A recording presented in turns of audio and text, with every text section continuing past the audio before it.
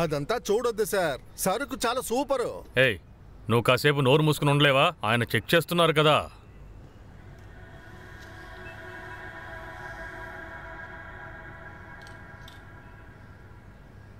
Five carrot BVS1 colour RBC stone మార్కెట్లో ₹1,00,00,000 పలుకుతుంది. ఎంత? ₹1,00,00,000? కొన్ని సమయాల్లో అంతకన్నా ఎక్కువ. అయితే ఇప్పుడు మనకి అదృష్టం కలిసొచ్చిందనిపిస్తోంది. పార్టీ కొత్తడని కొంచెం ఆలోచించాను. నువ్వు చెప్పిన తర్వాత ఆ సందేహం పోయింది. అయితే దాన్ని తీసుకోవచ్చా? తీసుకోవచ్చు. Okay, done. ఇలా చూడండి, మన సార్ ఏం చెప్పారంటే ఇదంత రేటు పలకదు అని చెప్పారు. కాబట్టి ఓ 15, కావాలంటే ఓ 20 ఇస్తాను. రెడీ క్యాష్ అండి. అక్కర్లేదు సార్. అరే ఏంటి, ఏం మాట్లాడకుండా అలా తీసుకుంటే ఎలా? సరే సరే, ఇంత దూరం వచ్చారు కదా, ఇచ్చేసి వెళ్ళండి. ఇది 50 లక్షలకి తక్కువ ఇవ్వలేను. సరే ఫైనల్ గా ఎంతకి ఇస్తారు? సార్ పూర్తిగా 50 ఇవ్వండి, అంత వర్త్ ఉంది సార్. రే వెళ్ళి తీసుకురా, ఇవ్వండి.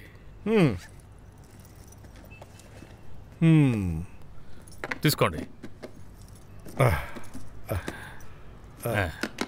లెక్క పెట్టక్కర్లేదు కదా. కరెక్ట్ గా ఉంటుంది. మళ్ళీ ఇలాంటి సరుకు వస్తే నాకే ఇవ్వాలి ఏంటి? ఖచ్చితంగా. సరే నేను బయలుదేరినా? వస్తాను సార్. చాలా thanks. Thank you. Bye. Bye. Thank you sir. ₹1,00,00,000 వజ్రం.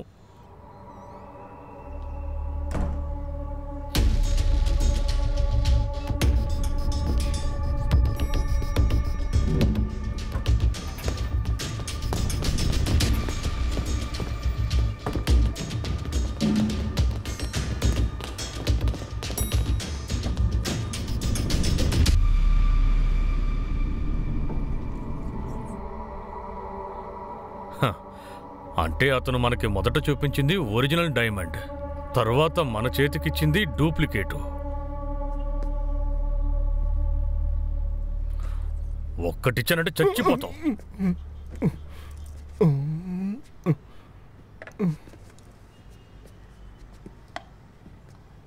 అవును సైమన్, నువ్వెలా కనిపెట్టావు? నా కంటికి రెండిట్లోనూ ఏ తేడా కనిపించట్లేదే. అవరచా, అడవిలో ఉండే సింహాల్లాంటివే ఈ డైమండ్స్ కూడా. చూసిన వెంటనే ఒరిజినల్ కాదు కనిపెట్టాలి.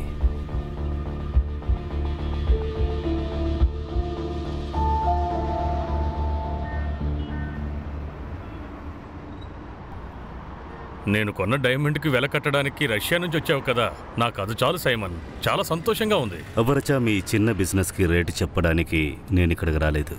అలాగా? ఉసిరికాయ సైజులో ఒక బర్బీ సూట్ నా కోసం ఉంది, దానికోసమే వచ్చా. ఇలా చూడు సైమన్, అది దొరికితే నాకే ఇవ్వాలి. మీరు దానికి తట్టుకోలేరు. తట్టుకోగలనో లేదో అప్పుడు చూద్దాం. ఏయ్ లేదవరచా, నువ్వు అలా అనకూడదు. అన్నా, ఆ లెఫ్ట్లో కాస్త బండి ఆపండి.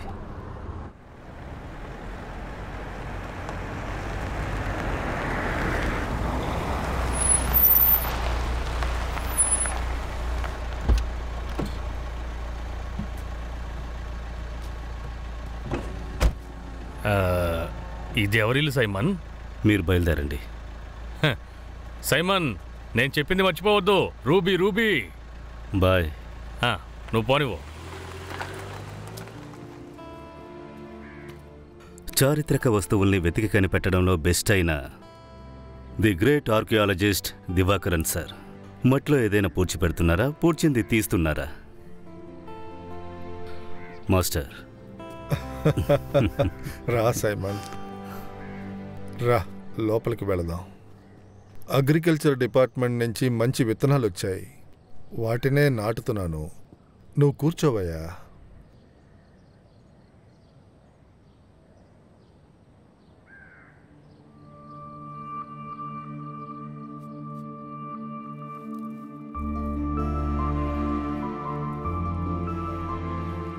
మీరిద్దరూ నాకు శిష్యుల్లా ఉండలేదు, నా పిల్లల్లా ఉండేవారు.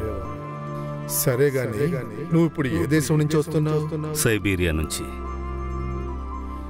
Siberia the diamond hub, archaeology ఇంకా జెమ్మాలజీ. నీ ఐడియాలన్నీ మారిపోతూ ఉన్నాయి. నువ్వు ఊర్లో ఉండుంటే నిన్నే పంపించేవాణ్ణి. కానీ వాడే వెళ్తానని ఇష్టపడ్డాడు, అందుకే పంపించాను. నువ్వు చివరిగా సంతోష్ని ఎప్పుడు చూసావు? తలసేరి ప్యాలెస్ ఎక్స్ప్లోరేషన్. నిన్న నన్ను పోలీస్ స్టేషన్ నుంచి పిలిపించారు. వాడు ప్రాణాలతో ఉన్నాడన్న ఎవిడెన్స్ ఏదీ లేదన్నారు. కానీ సైమన్, నాకు అందులో నమ్మకం లేదు. నాకు తెలియాలి వాడెక్కడికి వెళ్ళాడని. మాస్టర్, ఆ బ్యాక్ స్టోరీస్ డీటెయిల్స్ ఇవ్వగలరా?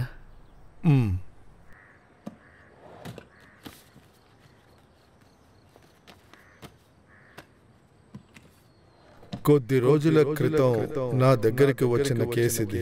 ఆనమలైలో కరడిమలై గెస్ట్ హౌస్, అక్కడ ఉన్న పాత బంగ్లా ఇది. Actually this is a haunted బంగ్లా. ఆ బంగ్లాలో ఒక బ్రిటిష్ ఫ్యామిలీ ఉండేది.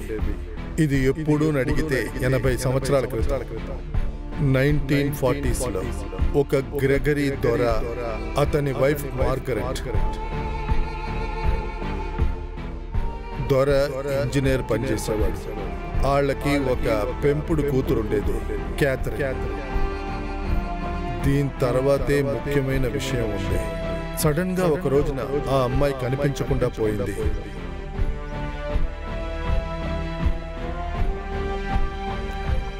తన కూతురు ఎలాగైనా తిరిగి వస్తుందని మార్గరెట్ ఎన్నో ఏళ్లు వేచి ఉండింది. తన కూతురు తిరిగి రాదు అని తెలుసుకున్న దొర వైఫ్ని తీసుకుని ఇంగ్లాండ్కి వెళ్ళిపోయాడు. కానీ వెళ్ళడానికి ముందు తన కూతురు ఎలాగైనా తిరిగి వస్తుందని, తను వస్తే ఈ ఆస్తి తనకి చెందుద్దని అక్కడ పాతిపెట్టి వెళ్ళింది. అది చాలు మాస్టర్. ఒక తల్లి తన కూతురు కోసం దాచిన నిధి. Really exciting.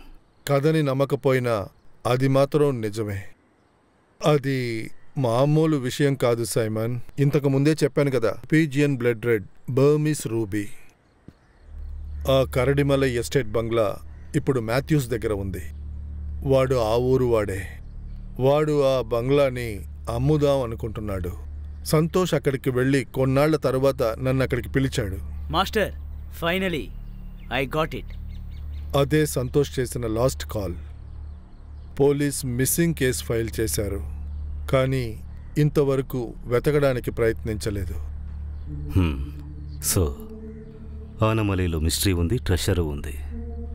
Simon, think twice before digging.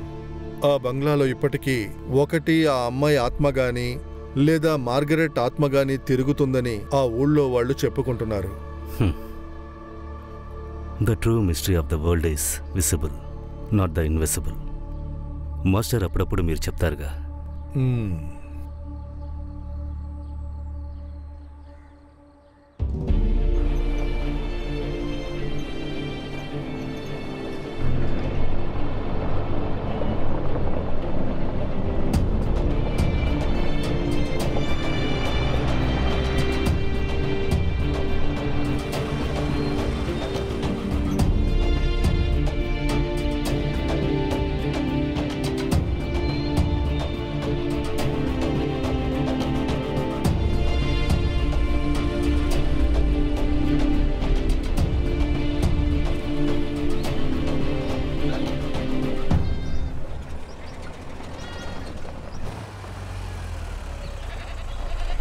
అన్నా, ఆనమలై గెస్ట్ హౌస్కి వెళ్ళే దారేటనా?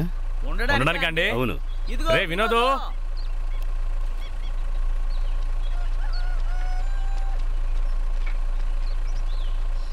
ఆనమలై గెస్ట్ హౌస్కి దారి ఎందుకు సార్? అక్కడ ఉండడానికి వచ్చాను. గెస్ట్ హౌస్లోనా? అవును సార్, అక్కడ ఎవరు ఉండడం లేదు.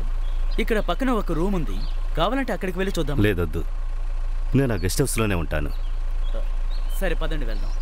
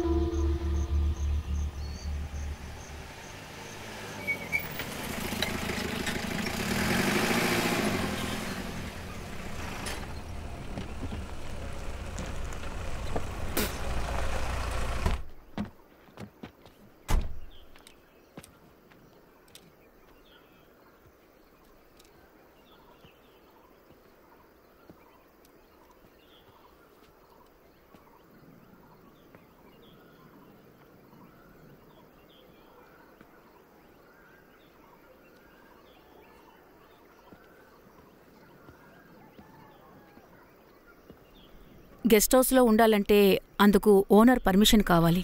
మ్యాథిసే కదా ఓనర్, నేను ఆయనతో మాట్లాడాను. మీరు కూర్చోండి సార్, నేను ఒకసారి కాల్ చేసి అడుగుతాను. ఓకే.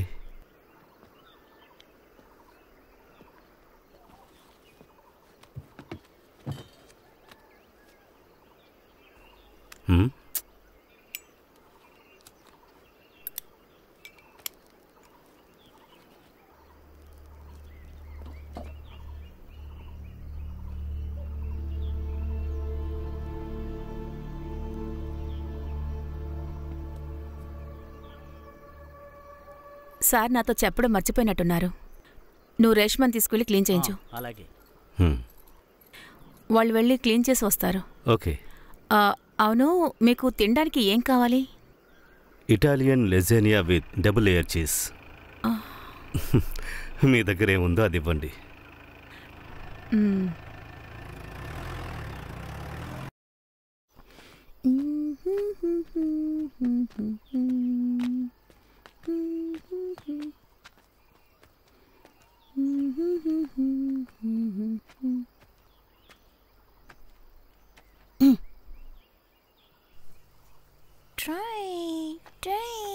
అయితే తమరు గెస్ట్ హౌస్లో ఉండడానికి నిర్ణయించుకున్నారన్నమాట. అందులో నీకేంటి సమస్య? నేను చెప్పానని ఎవరితో చెప్పొద్దు. అక్కడ చాలా సమస్యలున్నాయి. ఆ గెస్ట్ హౌస్లో ఉన్నవాళ్ళు ఇప్పటి వరకు 10 రోజులు కూడా ఉండకుండా పారిపోయారు. ఇలా చూడండి, 6 నెలల క్రితం ఒక టూరిస్ట్ ఇక్కడికొచ్చారు. ఆ మనిషి ఇప్పుడు కనిపించట్లేదు. ఆయన్ని క్యాథరింగే చంపేశాడని చెప్పుకుంటున్నారు. క్యాథరినా? అక్కడ ఉంటున్నది దొర పెంచిన చిన్న కొడుకు. అతని ఆత్మ ఇంకా ఉంది. అలాగా? అయితే తప్పకుండా తన చూడాలి. ఇప్పటి వరకు ఎక్కడికి వెళ్ళావు? ఏదైనా సాయంకి పిలుద్దామంటే మనిషి కనిపించావు. మా అమ్మాయే. నా పేరు వర్ష. కోటయత్తులో నర్సింగ్ చేస్తోంది. నా పేరు నందు. వినోద్ వాళ్ళ చెల్లెలు కొడుకు.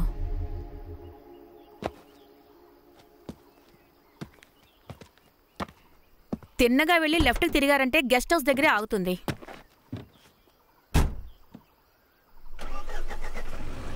ఓకే, మళ్ళీ కలుద్దాం.